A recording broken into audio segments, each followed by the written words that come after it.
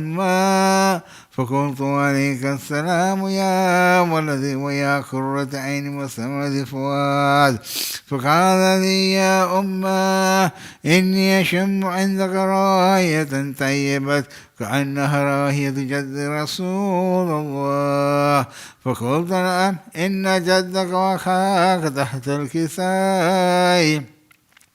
فدنا الحسين نحو الكساء وقال السلام عليك يا جداه، السلام عليك يا من اختاره الله، أتأذن لي أن أدخل معكم تحت الكساء؟ فقال وعليك السلام يا ولدي ويا شافي أمتي، قد أذنت لك فادخل معهم تحت الكساء. فأقبل عند ذلك أبو الحسن علي بن أبي طالب وقال السلام عليك يا بنت رسول الله. فقلت عليك السلام يا أبا الحسن ويا أمير المؤمنين. فقال يا فاطمة إني أشم عندك راهية طيبة كأنها راهية أخي وابن أم رسول الله. فقلت نعم ها هو مع ولديك تحت الكساء. فأقبل علي نحو الكساء وقال السلام عليك يا رسول الله، أتأذن لي أن أكون معكم تحت الكساء؟ قال له عليك السلام يا أخي ويا وصي وخليفة وصاحب اللواء، قد أذنت لك فادخل علي تحت الكساء. ثم أتيت نحو الكساء وقلت السلام عليك يا أبتاه يا رسول الله، أتأذن لي أن أكون معكم تحت الكساء؟ قال وعليك السلام يا بنتي ويا بدأتك قد أذنت لك فدخلت تحت الكساء. فلما اكتملنا جميعا تحت الكساء أخذ برسول الله بطرف الكساء وأومأ بيده اليمنى إلى السماء وقال اللهم إن هؤلاء أهل البيت وخاصة وهامة لحمهم لحمي ودمهم دمي، يؤلمني ما يؤلمهم ويحزنني ما يحزنهم.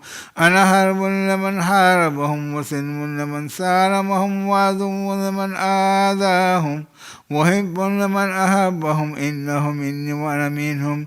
فاجعل صلواتك وبركاتك ورحمتك وغفرانك ورضوانك علي وعليهم، وأذهب عنهم الرجس وطهرهم تطهيرا. اللهم صل على محمد وآل محمد. فقال الله عز وجل يا ملائكة من سكان السماوات إني ما خلقت سماء مبنية ولا أرضا مدهية ولا قمرا منيرا ولا شمسا مضية ولا فلكا يدور ولا بحرا يجري ولا فلكا يسري إلا في محبة هؤلاء الخمسة الذين هم تحت الكساء. فقال الأمين جبريل يا ربي ومن تحت الكساء؟ فقال عز وجل هم أهل البيت النبوة ومعلم الرسالة، هم فاطمة وأبوها وبعلها وبنوها. اللهم صل على محمد وآل محمد. فقال جبريل يا ربي أتأذن لي أن أهبط على الأرض لأكون معهم سادسا؟ فقال الله نعم قد أذنت لك. فهبط الأمين جبريل وقال السلام عليك يا رسول الله، علي الأعلى يكرهك السلام ويخصك بالتية والإكرام ويكون لك وعزة وجلال إني ما خلقت سماء مبنية ولا أرضا مدهية ولا قمرا منيرا ولا شمسا مضية ولا فلكا يدور ولا بحرا يجري ولا فلكا يسري إلا لأجلكم وهبلكم وقد أذن لي أن أدخل معكم فهل تأذن لي يا رسول الله؟ فقال رسول الله وعليك السلام يا أمين وحي الله إنه نعم قد أذنت لك. فدخل جبريل وأنا تحت الكساء فقال لأبي إن الله قد أوحى إليكم يقول إنما يريد الله ليذهب عنكم الرجس أهل البيت ويطهركم تطهيرا. اللهم صل على محمد وآل محمد. فقال علي يا رسول الله أخبرني ما لجلوسنا هذا تحت الكساء من الفضل عند الله. فقال النبي صلى الله عليه وآله والذين بعث بالحق نبيا واصطفاني بالرسالة نجيا ما ذكر خبر هذا في محفل من محافل أهل الأرض وفي يوم من شيعة ومحبين إلا ونزلت عليهم الرحمة وهفت بهم الملائكة واستغفرت لهم إلى أن يتفرقوا. فقال علي عليه السلام إذا والله فزنا وفاز شيئتنا ورب الكعبة. فقال برسول الله صلى الله عليه وآله يا علي والذي بعثني بالحق نبيا واصطفاني بالرسالة نجيا ما ذكر خبرنا هذا في محفل من محافل أهل الأرض وفيه جمع من شيعة ومحبين وفيهم محموم إلا وفرج الله همه ولا مغموم إلا وكشف الله غمه ولا طالب حاجة إلا وقضي الله حاجته. فقال علي إذا والله فزنا وسعدنا وكذلك شيئتنا فاز وسعيد في الدنيا والآخرة ورب الكعبة. صل على محمد وآل محمد صلوات. اللهم صل على محمد. سورة المباركة الفاتحة.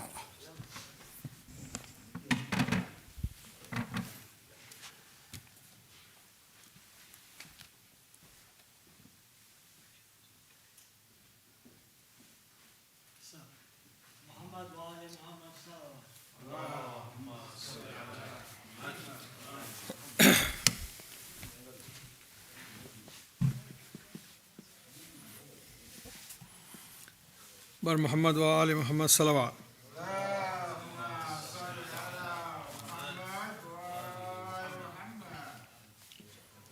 सलाम खाक नशीनों पे सोगवारों का करीब देते हैं पुरसा तुम्हारे प्यारों का। सलाम तुम पे हमारे रसूल के प्यारो, सलाम तुम पे रसूलो बुतूल के प्यारो। सलाम उन पे जिन्हें शर्म खाए जाती है, खुले सरों पे असीरी की खाक आती है। सलाम भेजते हैं अपनी शहजादी पर कि जिनको सौंप गए मरते घर server.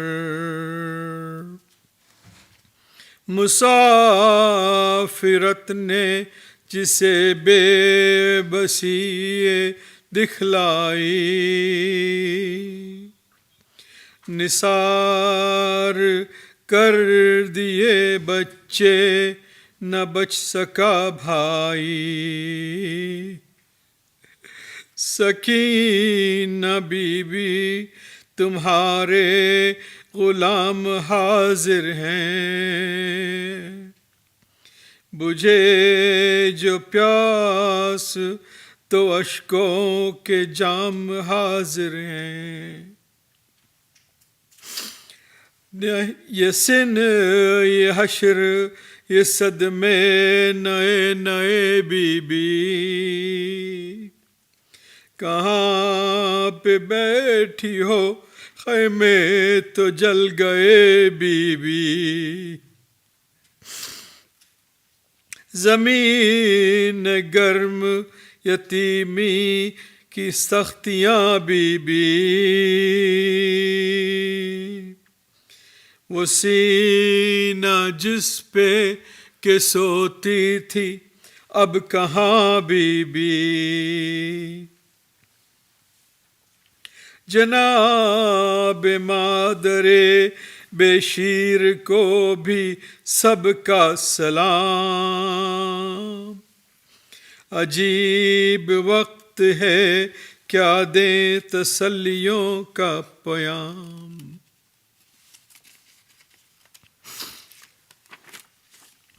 نہیں اندھیرے میں کچھ سوجھتا کہاں ڈھونڈیں، تمہارا چاند کہاں چھپ گیا کہاں ڈھونڈیں، نہیں لائنوں میں انسان کوئی خدا حافظ،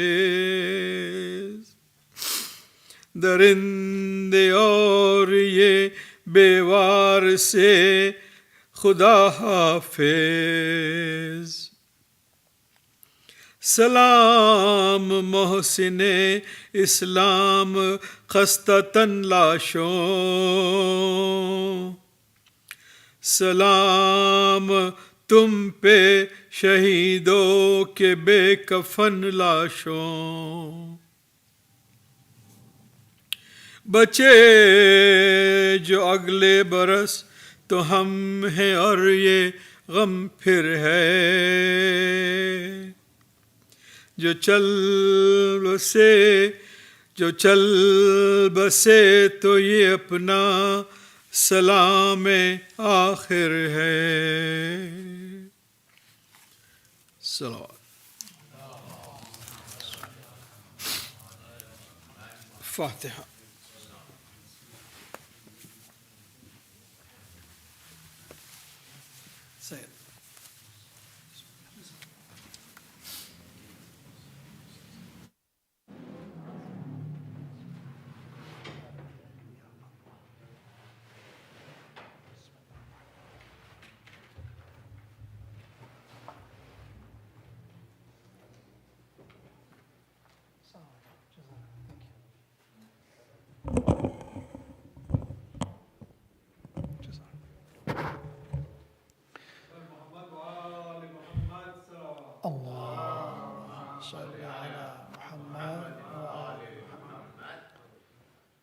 For the honor of Mawlana Sayyidina Rasulullah and his immaculate progeny, the Ahlul Bayt, recite salawat ala Muhammad wa ali Muhammad.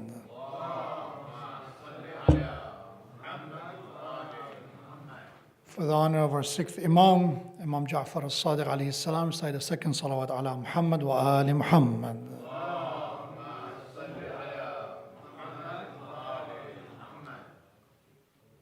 And hastening in the reappearance of the Imam of our time, Imam Sahib al-Asr wa Zaman, recite the third salawat and the final salawat ala Muhammad wa ali Muhammad.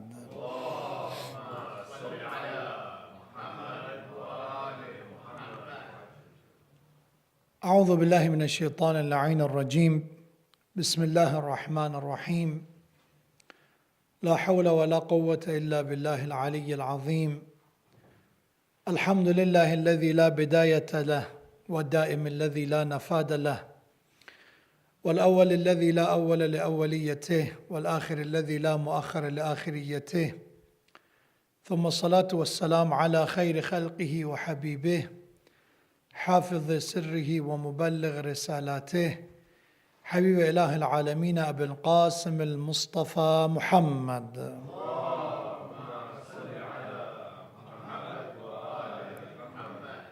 وعلى أهل بيته الطيبين الطاهرين المعصومين المكرمين سيما بقية الله في السماوات والأراضين واللعن الدائم على أعدائهم أعداء الله أجمعين من الآن إلى لقاء يوم الدين.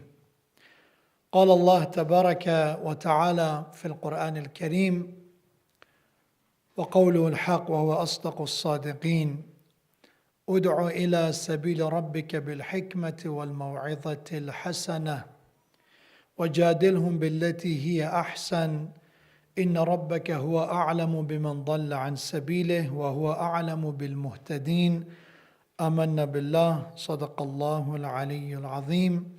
May Allah subhanahu wa ta'ala illuminate our hearts, our minds by the light of Quran, with the love of the Prophet and his family, and help us to be among those who purify our souls and cleanse our souls from corruption, from deviance and misguidance, with the salawat ala Muhammad wa ali Muhammad.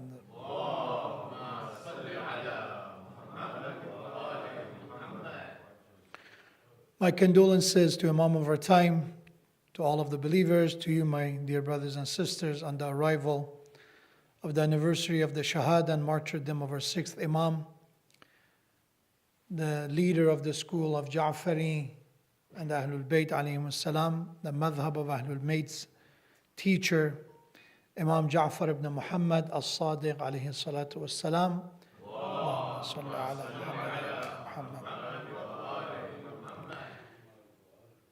And may Allah subhanahu wa ta'ala grant us the tawfiq of ziyarat of Imam al-Sadiq alayhi salam in Baqi cemetery, and to see the day that once again the Baqi is rebuilt and the honor of the Ahlul Bayt alayhim salam after their departure, and the graves of the Ahlul Bayt inshallah is once again is being recognized by the believers and the mu'mineen, and inshallah grant us the shafa'ah and intercession of Imam al-Sadiq alayhi salam in the day of judgment with the salawat ala Muhammad wa ali Muhammad.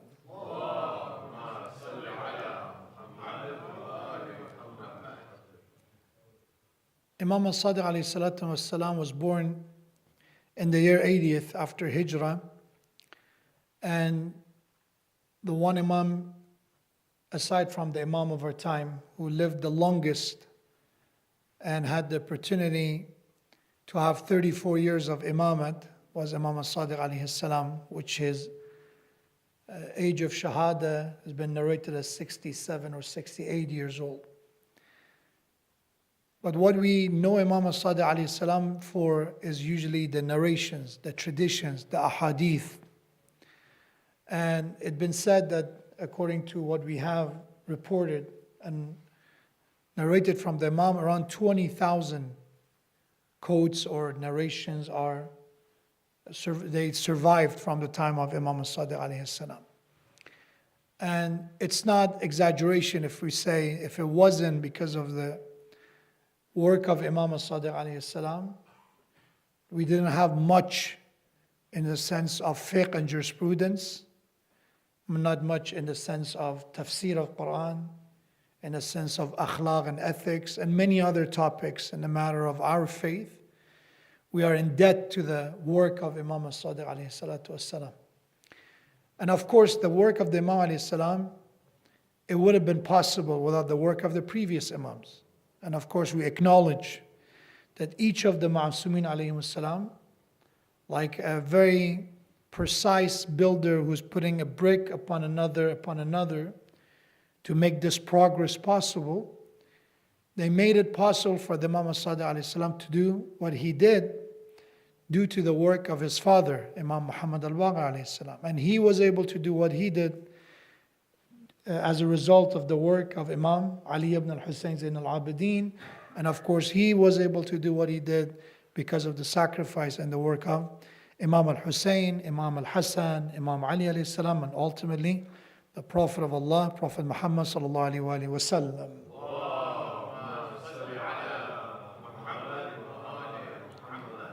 And this is very important and very critical for us to remember that usually things doesn't happen out of the blue. What we are really interested in is that how can we do something that we are the one who bring the change ourselves. We are agents of change, and we can make a difference. When we ask many young people, they have many aspirations, they have many great motivations, dreams, and they want to do something. And sometimes when they try and put a lot of effort to what they believe in and they don't see the result that they expect, usually we feel that sometimes they express despair, hopelessness, and a very dark and very oblique anticipation to what's going to come in the future. But the truth is, change doesn't happen overnight. Real change. Real progress doesn't happen overnight. And usually, especially when it comes to the change that is at core, with substantial level of change. It's not about business model change. It's not about wardrobe change and lifestyle in that sense. It's really about core values. Fundamentally bringing change, it takes time. Quran talks about Jahiliyyat al-Ula, the first wave of ignorance or the first era of ignorance at the time of the Prophet. But Quran also reminds us that there's going to be another era of ignorance coming. That it had been generations of people who believed in false deities, in backward practices. And it's not going to be enough of 23 years to make that absolutely basically eliminated completely. It takes time. There's going to be a lot of changes. We can see that the Prophet of God was able to transform Arabian society. But at the same time, we still see the signs of hypocrisy, of those who pretended that they're going to be of those who transform, but deep down in their hearts, they still hold on to their backward ideals and values. Why I say all this, and why specifically on this date that we are honoring Imam Sadiq alayhi salam, is because sometimes we need to broaden our understanding when we look at the life of the Imam Sadiq alayhi salam and the Ahlul Bayt. That we cannot look at their life in an isolation or a vacuum. Rather, that the work of an Imam was possible because of the work of the previous Imam, their father and their father's forefathers who did the work that was necessary to build the ground up. And Imam Sadiq alayhi salam, we recognize him as the leader or the Ra'is, right? The Ra'is of the madhab of Ahlul Bayt, right? This title being given to him, of course, Imam is not mu'assis. He's not the founder, obviously. He's not the pioneer of the school of Ahlul Bayt. As we believe, the school of Ahlul Bayt began with the Prophet of God. He is the first of the Ma'asumeen, of the 14 Ma'asumeen, and he is the one who also has the position of Imamate as well. And he is the one who made sure to make this line of leadership to be clear, to be announced, and also to prepare people for that. But why Imam Sadiq is known as the Ra'is or the leader of the school of Ahlul Bayt? It goes back to his position as a teacher. As a teacher. Because ultimately we look at the work of Imam Sadiq alayhi salam. Many of our maraji, they use, for example, a book Rasail as one of the books that they use as a references for giving verdicts, fatwa. 7/8 of ahadith being used in this book are narrated from Imam Sadiq alayhi salam. Only 1/8 is from the other 13 Ma'asumeen. It's not that the other Ma'asumeen, God forbid, didn't have the wisdom or knowledge.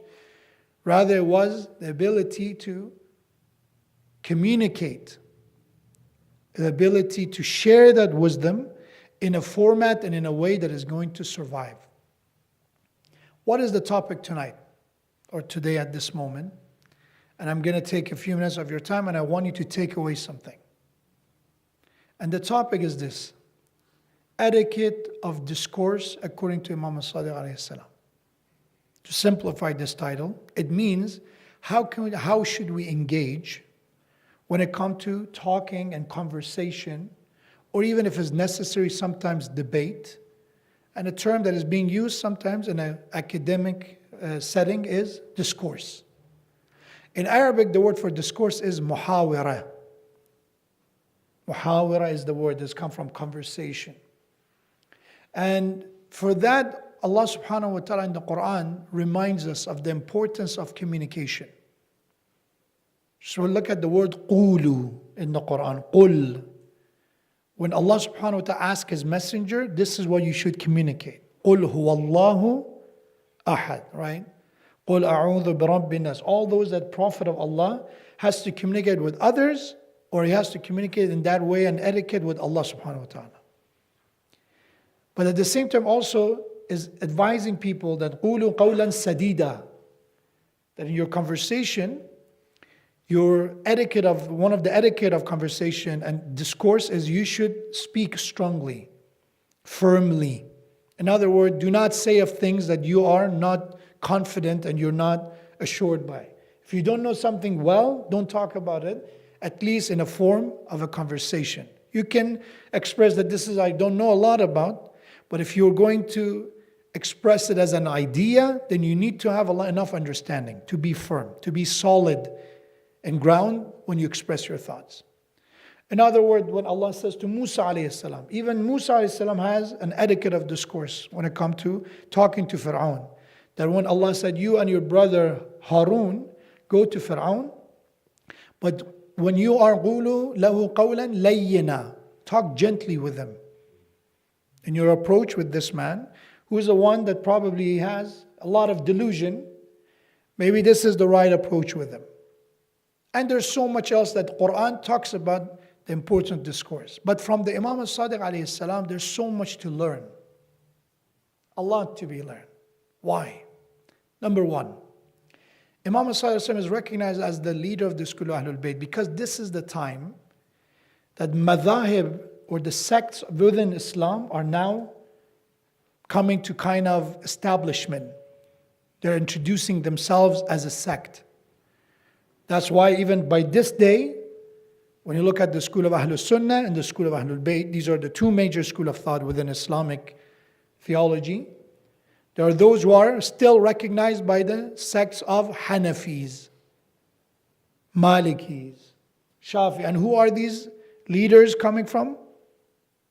From the era of Imam Sadiq alayhi salam. Abu Hanifa, Nu'man ibn Thabit is one of the people who Imam alayhi salam engaged in discourse with them, as well as, of course, he's participating in the classes, if you refer to the teaching of Imam Sadiq alayhi salam. Same with Malik ibn Anas or the Maliki school of thought. Also, they are engaged in that conversation. So they also recognize their own school of thought by their, let's call them let's call them prominent figures. Malikis, of course, they say we are Ahlul Sunnah wal Jama'ah, meaning that our deen is from Prophet and all that. But when it comes to the madhab, this is not exclusive to Shia, by the way. They say, okay, why Shia? We identify as Jafari school of thought. Don't we have the school of Ahlul Bayt from the Prophet, from Imam Ali? If the first Imam is Imam Ali alayhi salam, why we refer to ourselves as Ja'fari? Because as I said, this is the era that these madhahib, they are going to come to representation. They're expressing their independence as a school of thought. So the Hanafis and the Shafi'is, the Malikis are from that era. And for the school of Ahlul Bayt, there is no other group that we refer to them as Alawis. They were Alawiyun, and they are Alawis that they have a sect today which have nothing to do with the school of Ahlul Bayt and the Twelver, which they're majorly, predominantly in Syria. But when we refer to the school of Ahlul Bayt, Ja'fari school of thought, what has its own tenets and its own proper understanding of Islam and the tenets of Islam, is coming from the teaching of Jafar ibn Muhammad as-Sadiq alayhi salatu was-salam.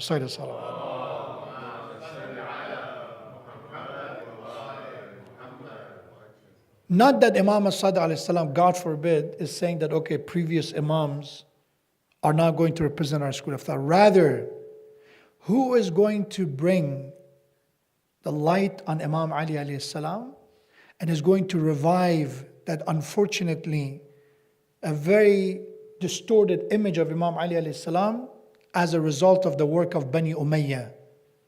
Who is the one who's going to reform that? Is the work of the Imams of Ahlul Bayt until Imam as-Sadiq, and Imam as-Sadiq alayhi salam is the one, I don't like this analogy or this idiom, but they say he is the one who put basically the nail in the coffin when it comes to the nasibis, of those who publicly, openly express hatred toward Imam Ali alayhi salam. Until Imam as-Sadiq alayhi salam, for you to publicly go after Imam Ali alayhi salam had no consequences. Even if you would have received credits, because you're a Nasibi, you would be closer to the people in power, either Bani Umayyah and later on even Bani Abbas. Amr ibn Abdul Aziz, a ruler of Bani Umayyah, one of the decisions, we can call it a very important and major decisions that he made was that the curse of Imam Ali alayhi salam has to stop. So he did that. But again, as I said, change doesn't happen overnight. Because the ruler said you should stop changing, it doesn't mean that Nasibi suddenly is going to fall in love with Imam Ali. But Imam as-Sadiq alayhi salam, throughout years of engaging with other school of thoughts, with the non-Shi'i scholars, and the student of Imam as-Sadiq alayhi salam, through engaging with them, it made this a reality. That going after Imam Ali alayhi salam, disrespect Imam Ali alayhi salam, is unacceptable. As a Muslim, for this reason, through that discourse, Imam alayhi salam was able to make that happen. And that's why Imam as-Sadiq was the Imam who made the grave of Imam Ali alayhi salam to be known publicly. Until Imam as-Sadiq alayhi salam, only the Imams and the few of those that Imam knew, they knew the location of the grave of Imam alayhi salam. Why? Because as I said, Nasibis, they're white, not only they were verbally expressing their hatred toward Imam Ali alayhi salam, if they would have had the chance, they would have desecrated the grave of Imam Ali alayhi salam.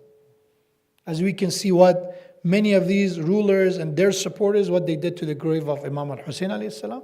And when you look at the history, we see that how many times the grave of Imam al-Kadhim alayhi salam was desecrated. The grave of Imam al-Jawad in Kadhimain, the two of these Imam, their grave was desecrated, unfortunately.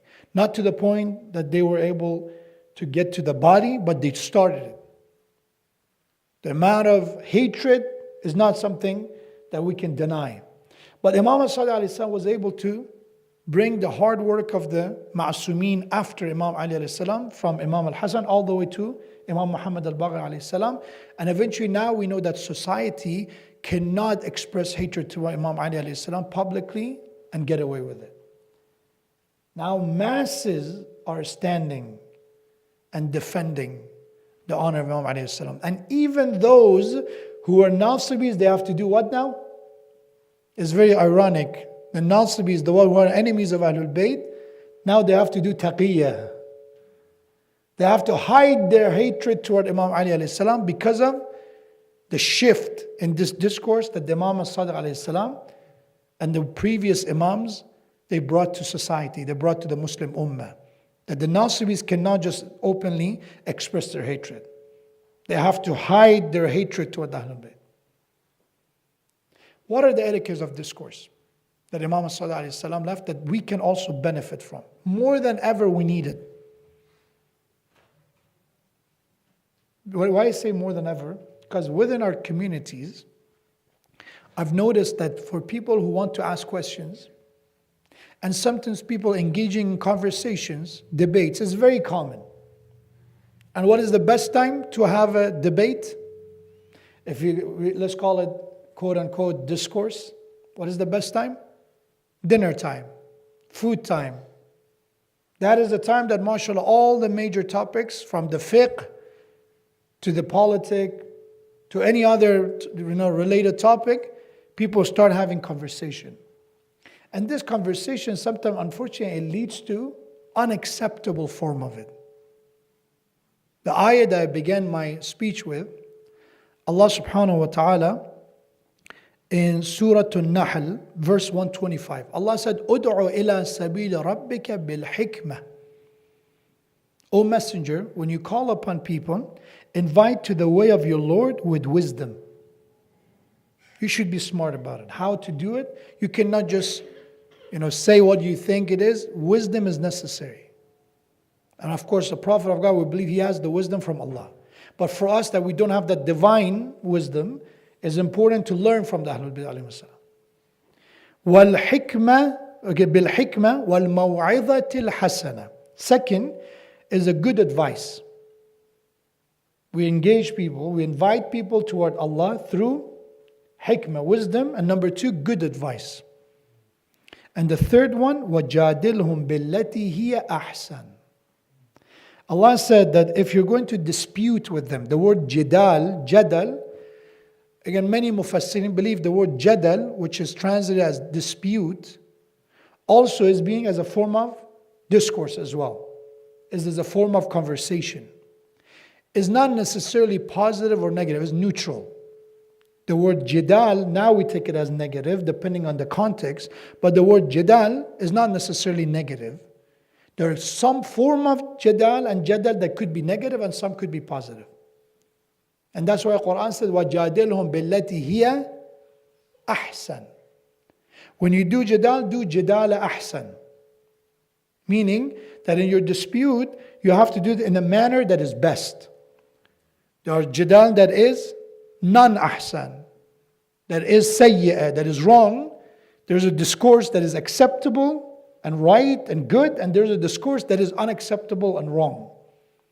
So Allah says to the Messenger, in your discourse, in your engagement with people, in your dispute, بِالَّتِي أَحْسَنُ. إِنَّ رَبَّكَ هُوَ أَعْلَمُ بِمَنْ ضَلَّ عَنْ سَبِيلِهِ. And Allah said, indeed your Lord knows best those who stray from His way. وَهُوَ أَعْلَمُ بِالْمُهْتَدِينَ. And He knows best those who are guided. This is critical because there is this concept that is referred as to the jidal in a negative light, or jidal non-ahsan, not ahsan, which is when people dispute, no matter what's the method, without the proper etiquette and manner, in order to defeat the opponent. I want to win, and my goal is to defeat whoever is on the other side. There's no conversation. And for our teaching, that kind of engagement, that kind of discourse is not right and is not acceptable. Another term for that is mira'. In our teaching also is argumentation. Arguing for the sake of argument. Arguing to the point that we want the other person to be exhausted. Because sometimes the intention behind conversation, discourse, is to educate people. Is to enlighten them, is to guide them. And Allah said to His Messenger, this is what you should do. You offer them, you educate them with wisdom, with proper discourse, with jidal ahsan. Allah knows who will be misguided and who will be guided. In other words, it's their call. And Allah in the Quran says, لَسْتَ عَلَيْهِمْ بِوَكِيلٍ. You cannot force them into believing. لَسْتَ عَلَيْهِمْ بِمُسَيْطِرٍ. You cannot control them. In other words, it's their choice. So you make the invitation, make the call, you summon them toward Allah, but ultimately it's them that they have to choose. Same as when it comes to our responsibility. Toward the people that we're talking about interfaith, intra-faith, or any other kind of, even within our own brothers and sisters, within our own community, when we're engaging in a conversation. An example of what the Ahlul Bayt alayhi salam says, for example, Imam Ali alayhi salam said, إِيَّاكُمْ وَالْمِرَاء وَالْخُصُومَةِ. Iyak means stay away. I'm warning you about this, Imam Ali said. إِيَّاكُمْ وَالْمِرَاء. Stay away from mira' and khusuma. Mira' meaning argumentation. arguing for the sake of winning, that my goal is to win no matter what. Again, there are classes that they teach this, try to humiliate them, try to work on their psychological state. Do not attack the argument, attack the person. They have these methods in some debates. When it comes to our own community, again, I'm not talking from the perspective of somebody who's going to work with media or somebody's on social media or being invited on a news channel. I don't talk about that perspective. We're talking about within a setup or a setting that is about discourse, is about conversation. It's about you and your fellow brothers and sisters in faith. You and your relative, you and your family, you and another person who's, let's say, is seeking knowledge and they want to learn. Not that you're being interviewed or you're being attacked here. That's a different environment and a different world. Imam said, stay away from this kind of arguments. فَإِنَّهُمَا يُمْرِضَانِ الْقُلُوبِ عَلَى الْإِخْوَانِ. Because when you do argumentation with hostility, when you attack the person, rather than educating them, you try to defeat them, you try to humiliate them. What happened? This is going to make your heart sick. This is going to sicken the soul. عَلَى الْإِخْوَانِ. This is going to make your heart and your soul sick toward your brothers. وَيَنْبُتُ عَلَيْهَا النِّفَاقِ. And this is going to cause the growth of hypocrisy. When you don't let people, say their thought and what they think, and you attack them, and you humiliate them, because I've seen it, a young man comes and asks a question, and usually they warn the Shaikh. Shaikh, by the way, you came to this community, this brother or this sister, just be ready, this is the kind of question that comes. So the moment that this person asks a question, there are multiple ways that somebody can react or respond. One is that, okay, this is not the right time for it. This is the lecture time, this is the majlis time, we can talk later. Or if you engage, at least keep this in mind, that my job is not to humiliate you. That, instead of asking this question, go learn how to do wudu. Could be a valid question. You the one that asking this question, do you know how to pray properly? This is running away from the discourse. Or you can say this is not the appropriate time or appropriate place to do it. But you can choose the path of humiliating the other side. This is unacceptable. Another tradition, again narrated from Imam Sadiq alayhi salatu wassalam.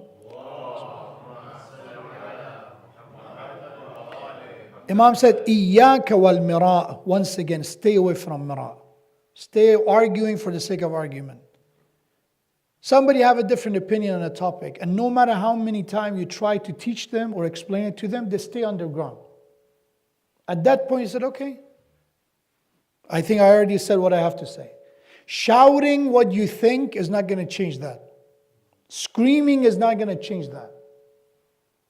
Humiliating them is not going to change what they think. Rather, it's going to teach them toward hiding what they think and lead to hypocrisy. So Imam said, stay away from it. It's not to say, okay, you're right. Everybody's right. Don't go to that path either. But stay away from arguing and for the sake of winning. فَإِنَّهُ يُحْبِطُ عَمَلَكَ. Because once you engage in this kind of discourse, in this kind of arguments, in this kind of dispute, the reward of your action is gone. You're not educating them anywhere for the sake of Allah. You're not trying to teach them, guide them. You try to win no matter what. So you're working and serving for your nafs, for your ego. So there is no value for that amal. وَإِيَّاكَ وَالْجِدَالَ فَإِنَّهَا يُوبِقُكَ. And again, once again, stay away from the jidal that is sayyi'ah, that is not proper, that not with the type of discourse is without etiquette. Because this is going to lead to your destruction. وَإِيَّاكَ وَكَثْرَةُ الْخُصُومَاتِ. And to just disagree for the sake of disagreement. Stay away from that. You've seen it that someone says, Shaykh, Android is better or Apple? And no matter what side people said, there are people who wants to play the devil advocate all the time. For the sake of argument, I'm going to just be the only exception. So stay away from kathratul khusumat. Again, once in a while you can play devil's advocate. But if this is your character that you do all the time, oppose people. Even about what is the best food. Is it biryani or is it going to be nihari? Let's fight about this. Which city is the best city? Which travel is the best travel? I've seen people, even over religious matters. Is this ziyarat the best ziyarat or that ziyarat is the best ziyarat? This dua is the best dua. And the other one argue, no, it's the other one. Iyaka wal khusumat. Stay away from all these unnecessary oppositions. Imam alayhi salam said, فَإِنَّهَا تُبْعِدُكَ مِنَ اللَّهِ. Because these kind of arguments, they make you further distance from Allah. Because you become someone who oppose. When it comes to the command of Allah, which submission is necessary, when you have to surrender to Allah subhanahu wa ta'ala, then it becomes part of your character. Become part of your habits. Imam Ali alayhi salam, if is an example of wisdom, we know that he never negotiated when it comes to the truth. He didn't. On the matter of haqq, and in the matter of faith and God and religion, he didn't negotiate. Why? Because it wasn't his domain to negotiate. It was Allah's. He was a servant. Asadullah al-Ghalib, he is like a lion guarding and protecting the fortress, which is Allah and the Messenger and the Book of Allah. When they ask him, you will be the next Khalifa in line if you agree to follow Quran, if you follow the Sunnah of the Prophet and follow the Sunnah of Khulafa. He didn't negotiate. He said yes to Quran, yes to Sunnah of the Prophet, no to the third one. I'm not going to negotiate this. It's not my domain. It's not my territory. But when it comes to his personal matter, Ali alayhi salam is the most easygoing person that you can find. Imam is not looking for arguments. Not just Imam Ali, even Imam al-Sadiq. We have an example. Imam al-Sadiq alayhi salam was sitting at the masjid. A man came, a random person came doing salah. These are the only two people that Imam al-Sadiq was doing nawafil, mustahab prayers. And this man came to do his salah. After the salah, this man noticed that his belt with the money, with the bag of money, the hamyan is gone. And the only person in the masjid is Jafar ibn Muhammad al-Sadiq alayhi salam. So obviously, he jumped into conclusion, he went and started saying, okay, you took my money, give me back my money. Doesn't recognize who Imam al-Salam is. And Imam al-Salam said, tell me what's going on. So this is what happened. I had this much money. I had 1,000 dirham in this hamyan, in this bag with me, and now it's not here. And Imam al-Salam said, I don't know what happened to it, but wait here a second. Wait here a second.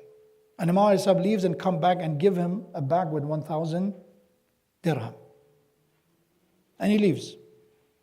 When he arrives home, he notices that he forgot his belt. And the money is already at home. He forgot to take with him. So he goes back to the masjid and finds Imam alayhi salam. And he apologizes. Said, please forgive me, I didn't know. Why you didn't give me the money? Please take it back, my apologies. And Imam alayhi salam said, indeed we Ahlul Bayt, once we give something, we don't take it back. Keep it. That's a gift from us to you. What's the point here? Imam is not looking for opposition, especially on the matter so trivial as money. I know we make a big deal out of it. And you say, Shaykh, money is money. Back then, dirham, every 10 dirham was enough to buy a sheep. 1,000 dirham, you could have bought 100 sheep. Now do the calculation, a couple of thousands of dollars. It's not just a $100 bill. And Imam al-Salam said, in order not to go to that dispute, that unnecessary argument, Imam is ready to give the dunya. And I've seen people who argue over $2 on their bill. And they say, no, it's not about the $2, it's about the principle of it. Yeah, again, I already paid this $200 bill on our restaurant bill. They charge us $2 more. It's not about it, it's about the principle of it. Is it haram? Yes, your money. But is it necessary to make a big deal and a scene out of it? And call that, oh, I stand by the truth. I am following haqq. This is not the same level as the importance when it comes to Allah subhanahu wa ta'ala and the domain of faith. So Imam al-Islam is teaching us a few things. Number one, when it comes to discourse, it is very important to stay away from arguing for the sake of argument. With the mindset that I argue to win. This is the wrong etiquette for discourse. In the matter of religion, in the matter of haqq, in the matter of truth. The purpose of discourse has to be إِنَّا هَدَيْنَاهُ السَّبِيلِ, is to guide people, is to enlighten them, is to educate them. If they take it or not is up to them. This is Imam Sadiq alayhi salam. And this is what he taught his students. When you look at a student like Hisham ibn Hakam, Zurarat ibn Ayyan. When you look at Abu Basir, many companions. One thing we see is unique about the companions of Imam, which they learned from Imam alayhi salam, is that when they are being asked about an opinion, it said these are some of these students, they sit not only to learn from Imam al-Sadiq, but they also sit in the class of who? Abu Hanifa. They sit also in the class of who? Imam Malik. Why? Because once they're being asked about the opinion, this is the time that is not that easy. We heard that this is the time of the demise and the fall of Bani Umayyah and the rise of Bani Abbas. But do not even for a second assume that Imam al-Sadiq had it easy. One of the highest form of taqiyya was done in the time of Imam al-Sadiq alayhi salam. Why? Why you have to do taqiyya if everything is in your favor and everything is ready for you? Thousands of the students of Imam al-Sadiq, how many of you heard? How many thousands of the students Imam al-Sadiq had? How many? You heard? 4,000 you heard, right? Do you think, again, when we hear this number, we think, okay, Imam al-Sadiq was sitting somewhere and thousands of his students were sitting listening to Imam. That's not true. Imam al-Sadiq in Bani Umayyah's time and in Bani Abbas, in both of those times, rulers are against Imam. They don't let Imam alayhi salam to have a proper setup for classes. Out of 12 months of the year, the true time for Imam al-Sadiq to teach people is when? Hajj time. When people are coming for Hajj and they come to Medina for ziyarah, that's the time that people can learn from Imam al-Sadiq. And the classes are not one class, 1,000 students are sitting. We're talking about 34 years. There are some dozens who come and they listen to Imam alayhi salam. There are, another dozen who come. Some few come here. And as a result of continuous work of Imam al-Sadiq, we know now 4,000. It was never at one time 4,000 sitting listening to Imam. Because it was not possible. Imagine if the rulers knew such a thing happened, what would have happened to Imam al-Sadiq? Imam tried to keep people and his students as a small number to don't let that attention come toward them and his Shias. To avoid it. Change takes time. Imam was just able to show the grave of Imam Ali alayhi salam. It's not going to just happen overnight that now thousands come to Imam al-Sadiq and they're okay with it. The Nasibis are still there. So slowly Imam alayhi salam is bringing the change. But at the same time, these are students who come and listen. Imam knows that their lives is in danger. So Imam is warning them. Stay away from me. Don't come to me. And the taqiyya is very common during his time. And these are students who not only listen to Imam al-Sadiq, but they also listen to who? The other schools of thought as well.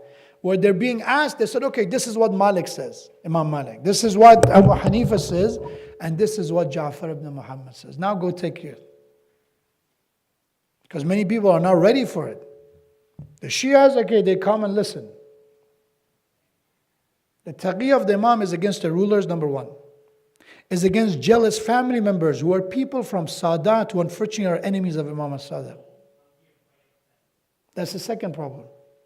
And there's a third level of taqiyya from Shias who are fools, unfortunately, ignorance, who don't know what to say in what proper time, so they don't have the ability and the wisdom to understand. They cannot quote Imam alayhi salam on everything.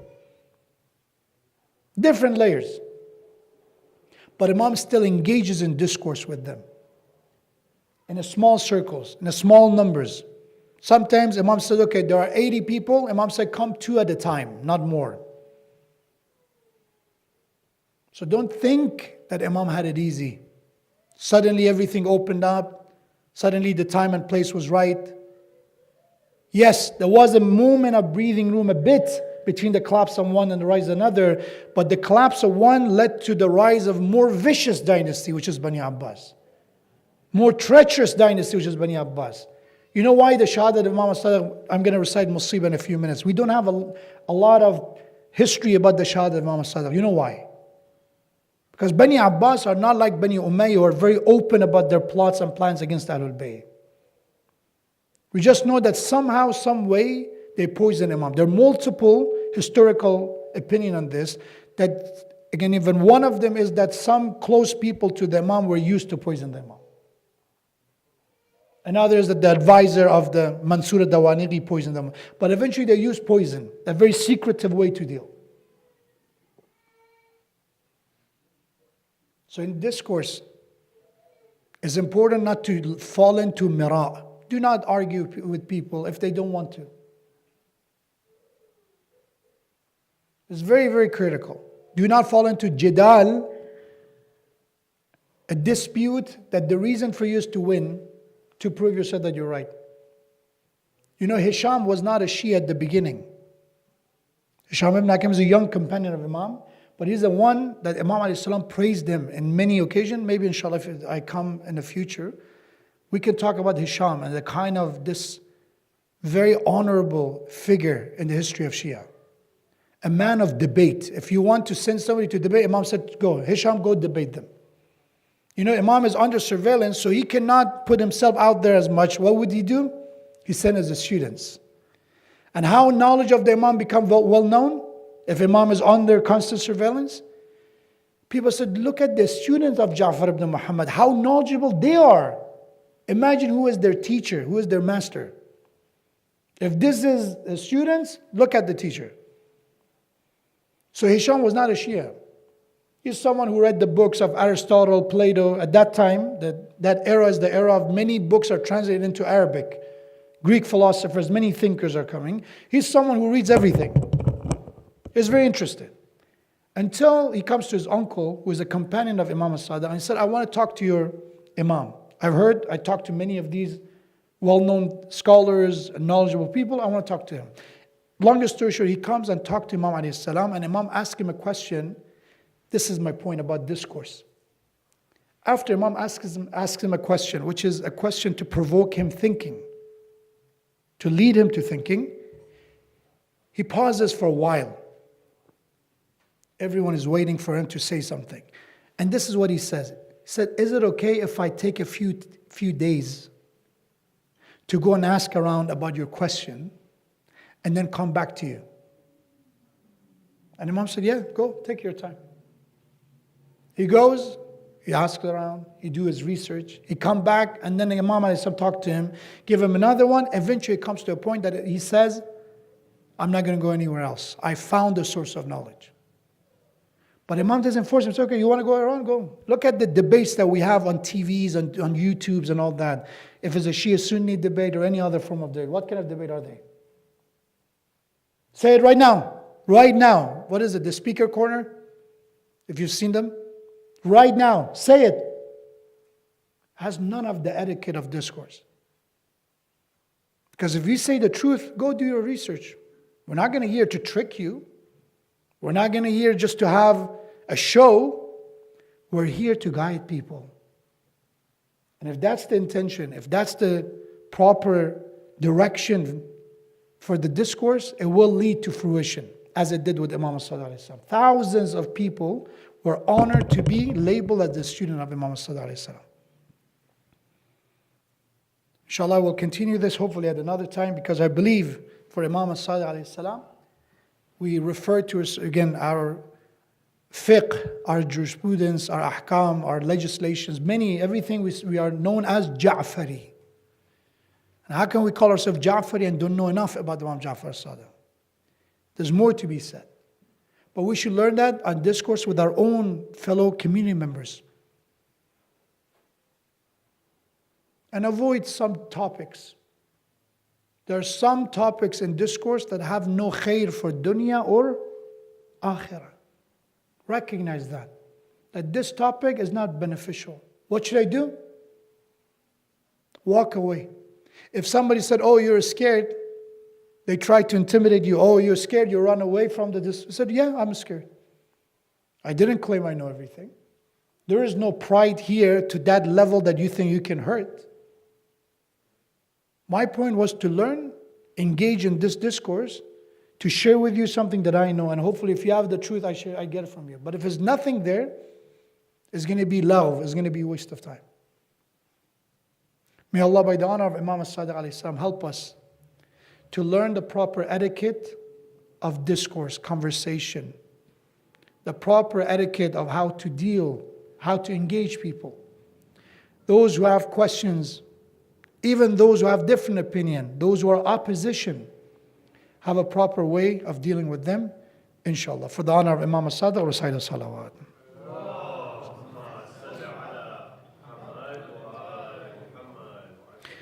صلى الله عليك يا سيدي ويا مولاي يا جعفر بن محمد أيها الصادق يا ابن رسول الله يا حجة الله على خلقه يا سيدنا ومولانا إنا توجهنا واستشفعنا وتوسلنا بك إلى الله وقدمناك بين يدي حاجاتنا يا وجيها عند الله اشفع لنا عند الله يا وجيها عند الله اشفع لنا. Mansur ad-Dawaniqi, may Allah remove His mercy from him. He asked his advisor to go and bring Jafar ibn Muhammad, but do it in a way that is dishonorable. Humiliate him in front of others. Disrespect him as much as you can. Make an example out of him. The advisor's name is Fadl. He's a very known enemy of the Imam himself. But even in cruelty, he has a level that he looked at the Mansur and said, Mansur, if we summon him and we ask him to come himself, he would come. There's no need for us to drag him.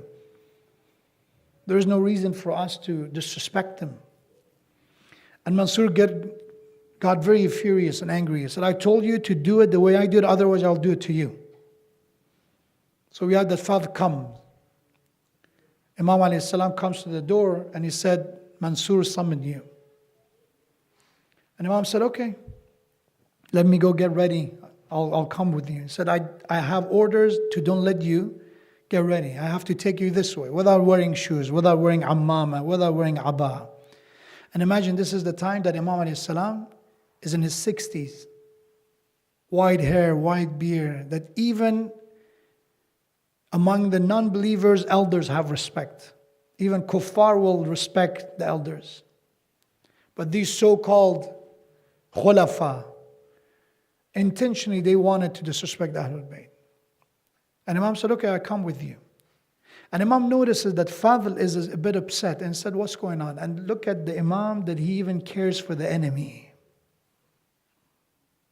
These are the lights of guidance, Ahlul Bayt. They do everything they can to guide someone. If they don't, it's up to them. Imam said, why are you upset? He said, I have orders that I have to drag you. I know you want to come on your own well, but I have to drag you. And Imam put his hand forward and said, do what you were told. I don't want you to be tortured or killed because of me. And we have that they tie the Imam's hand and they drag him in the streets of Medina. Ya Rasulullah, one by one your family were disrespected, were hurt and abused by your followers. And you told them that there will come a day that I can see that my children and my progeny have to go through this much agony and pain. And Allah is my witness. This is the status that Allah gave him in return, that is status of shafa'ah for what they went through. And Imam was dragged to the courtyard of Mansur Dawaniqi, and we have that he had always ups and downs. He was sometimes in a good mood, sometimes he wasn't. And he said, I had a decision to kill Imam alayhi salam, but something stopped him. And eventually he ordered to return the Imam. But ultimately the light of the Imam was too much for him to handle. He ordered for Imam to be poisoned. And the companions narrate that on the final days of the life of Imam al-Sadiq, when he went to visit the Imam, this poison spread throughout the body to the point that we saw that he had only the bones visible on his body.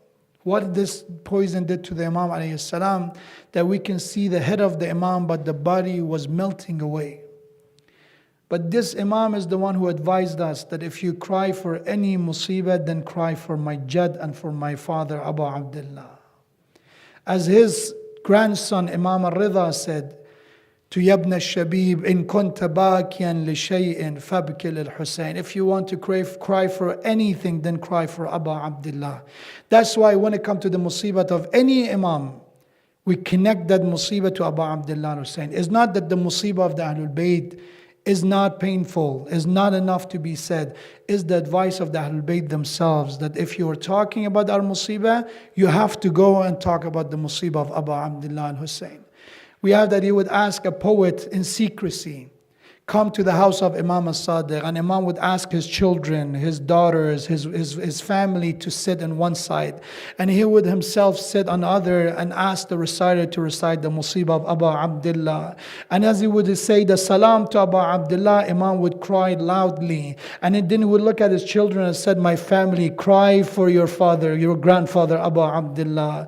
La yawm ka yawmika ya Abu Abdullah. In one of these attacks on the house of Imam al-Sadiq, we have that they burned down part of the house of Imam al-Sadiq, and the fire was transferred from one room to another. And eventually it was this, that the children of the Imam, the women in the household of the Imam are running away from one room to another. Imam alayhi salam desperately tried to protect his children. He brought them to the safety, and they saw Imam alayhi salam is crying. One of the servants said, Yabna Rasulullah, alhamdulillah, no one is hurt. None of the children were hurt. None of them were affected by the fire. Why you're crying, Yabna Rasulullah? And Imam looked at him and said, how can I not cry? When I saw the fire, I remembered the fire in the day of Ashura. When my father, Imam al-Baqir, told me that his father, Imam Zainul Abidin, was in a tent. And when they put this tent on fire, his father, Imam Zainul Abidin, was not able to leave the tent. Our Amma, our Aunt Zainab, came and helped my grandfather, Imam Zainul Abidin, to leave the tent. And he said, on those moments, I saw my sisters running away from one burnt tent to another.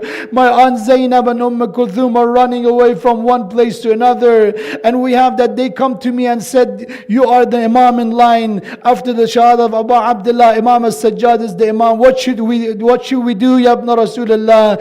And Imam Zainul Abidin looked at them and said, my dear sisters, my dear aunt, alaykum bil farar. Escape as much as you can, run away from them, that they have no mercy. We have that moment, one of the daughters of Abu Abdullah, she looked at the direction of Medina and she said, Wa Muhammada, Wa Aliya, Hada Husaynuka murammalun biddima. O Messenger of Allah, O grandfather, O my father Ali ibn Abi Talib, look at this dismembered body who is covered in blood. This is your beloved Husayn. وعلى لعنة الله على القوم الظالمين وسيعلم الذين ظلموا أي منقلب ينقلبون إنا لله وإنا إليه راجعون. Ya Allah, by the honor of Imam al-Hussein, by the honor of his children, Tis'at al-Ma'asumin min dhurriyyat al-Hussein, the 9 Imam were from the descendant of Abu Abdullah, especially Imam al-Sadiq alayhi salam, hasten in reappearance of Imam of our time, Imam Sahib al-Asr wa Zaman. Ya Allah, increase our Iman, and Ya Allah, help us to maintain our Iman and help us and protect us against deviance and misguidance. Ya Allah, by the honor of Imam al-Sadiq alayhi salam, all the madlumin of the world, all the oppressed of the world, we pray for them. Unfortunately, a few days ago, in addition to the injustice and the suffering of the people of Gaza and Palestine, there was also an attack, a heinous attack against Shias in Afghanistan and Herat, in a masjid that was named after the Imam of our time, an attack by Daesh. Unfortunately, even a 6-month, among the shuhada and the martyrs was a 6-month-old child. Ya Allah, all the madlumin of the world, we pray for them, from Palestine to Afghanistan to anywhere else in the world, especially the madlumin who their only crime is to love Ahlul Bayt alayhim salam. Ya Allah, bring an end to their suffering with the coming of Imam of our time, and Ya Allah, expose their enemies, humiliate them, and punish them with your most severe punishment in dunya and akhirah. Ya Allah, we pray to you by the mercy of your Prophet that you refer to him as Rahmatan lil Alameen. Bring the Muslim Ummah together against the oppression and the dhulm that we see in Palestine, and provide them immediate relief as soon as possible. اللهم اغفر لنا ولوالدينا ولوالدي والدينا ولمن له حق علينا ولجميع المؤمنين والمؤمنات. Please recite Surah Fatiha with the salawat ala Muhammad wa ali Muhammad. اللهم صل على محمد.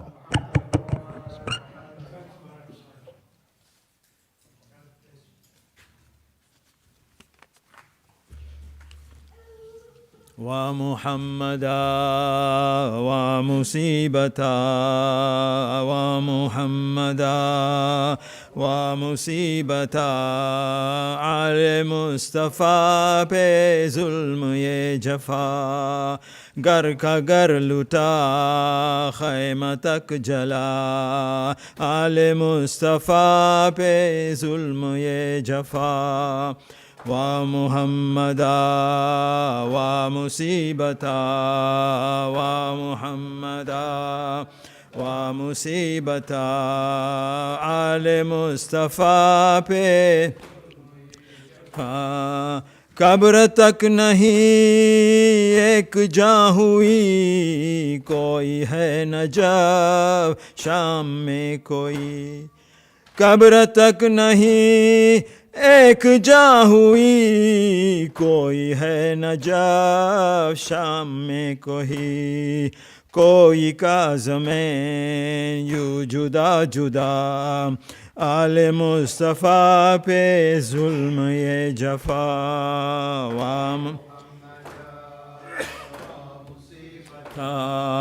و محمدا و مصیبتا آلِ مصطفیٰ پہ ظلم یہ جفا و محمدا و مصیبتا و محمدا و مصیبتا آلِ مصطفیٰ پہ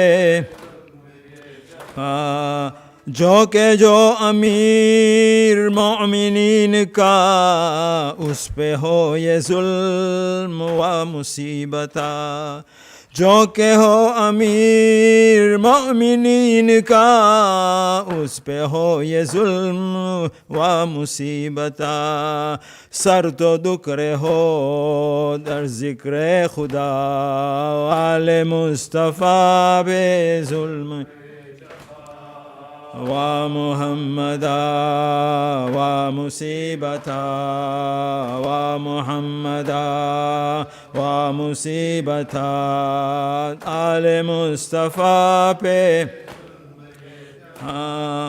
ہو جو صادق آلِ مصطفیٰ وہ بھی جنگ سے باغہ رہ گیا ہو جو صادق آلِ مصطفیٰ وہ بھی جگ سے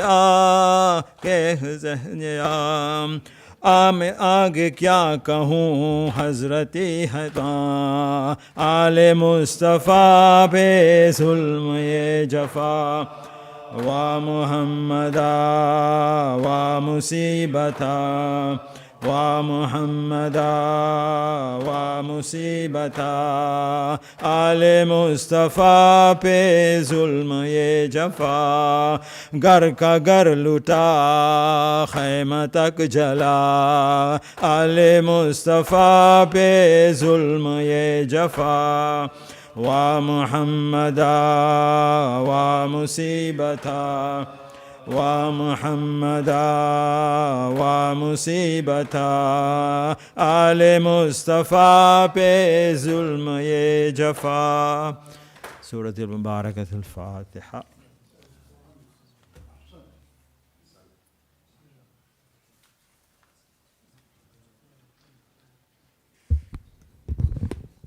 Inshallah, we'll go straight into azan.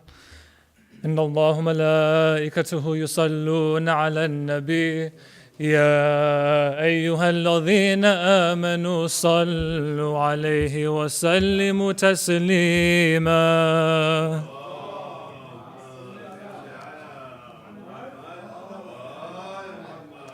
الله أكبر الله أكبر الله أكبر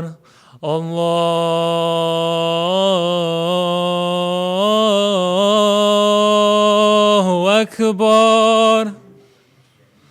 أشهد أن لا إله إلا الله. أشهد أن لا إله إلا الله. أشهد أن محمدا رسول الله. اللهم صل على محمد وآل محمد. أشهد أن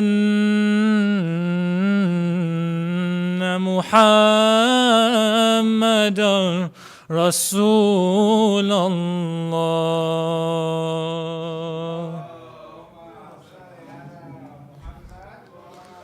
أشهد أن عليا ولي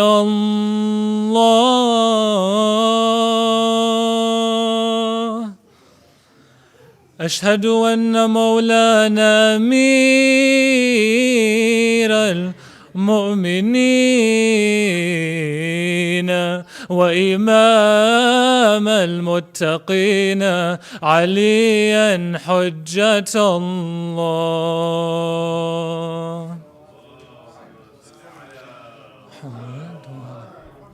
حي على الصلاة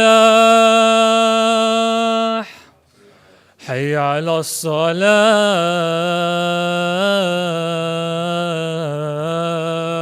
الصلاة حي على الفلاح حي على الفلاح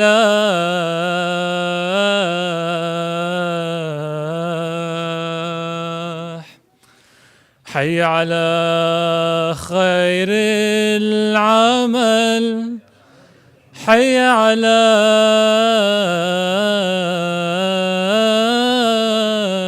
خير العمل. الله أكبر الله